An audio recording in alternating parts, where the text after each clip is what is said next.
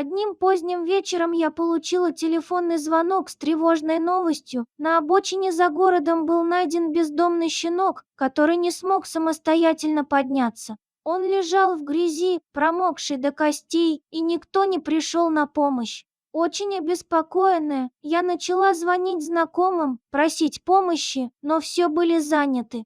В конце концов, один из местных волонтеров откликнулся и через час приехал на место. Он увидел несчастного щенка, залитого дождем, лежащего в луже грязной. В его глазах отразилась грусть, а он тихо поскуливал, просив помощи. Я назвала его Егорка и сразу отправила его в ветеринарную клинику.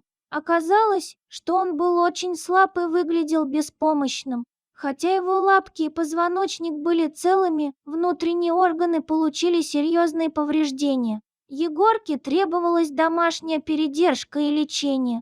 Одним из волонтеров предложил разместить его у себя, а я взяла на себя заботу о его лечении и содержании. Егорка быстро начал поправляться и расти каждый день. Он был добрым и ласковым маленьким собачьим ребенком. В квартире, где он жил, было много кошек, и они спали рядом с ним. Вначале все шло хорошо. Парень, у которого был Егорка, даже задумывался о том, чтобы оставить его себе. Но затем я заметила странное поведение этого человека и ужаснулась, увидев, как похудел Егорка, когда попросила прислать мне видео с ним. К тому времени никто уже не планировал оставлять Егорку у себя, и лечение, которое проводилось без должной профессиональности, вызывало сомнения в его эффективности. Поэтому я перевезла его в загостиницу, где жили другие спасенные мной животные. К тому моменту, когда Егорка прибыл в загостиницу, он уже стал взрослым и красивым псом. Однако, что-то изменилось после его пребывания в той квартире.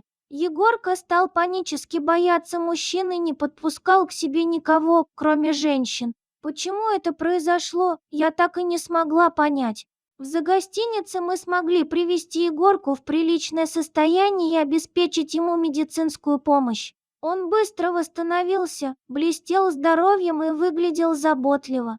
Но в его глазах все еще читалась грусть. Ведь то место, где он провел свою юность, он считал своим домом. Теперь же вольер, где он находился, не был уютным диваном, окруженным кошками-грелками. Егорка стал привыкать к новым условиям не сразу, и одиночество было для него тяжелым бременем. Прошел год. Егорка полностью приспособился к жизни в загостинице и снова начал радоваться. Там его никто не обижал, его кормили, заботились о нем. Но он все еще был сиротой. Никому он не был нужен, никто не обратил на него внимания, и он оставался одиноким.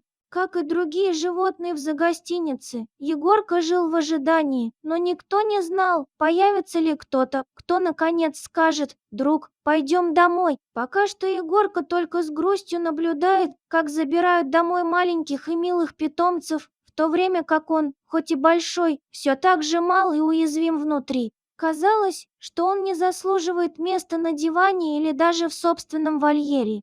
Он мечтает о том, чтобы быть нужным и любимым, но пока его фотографии безразлично листают, не замечая его безмолвной просьбы в его глазах.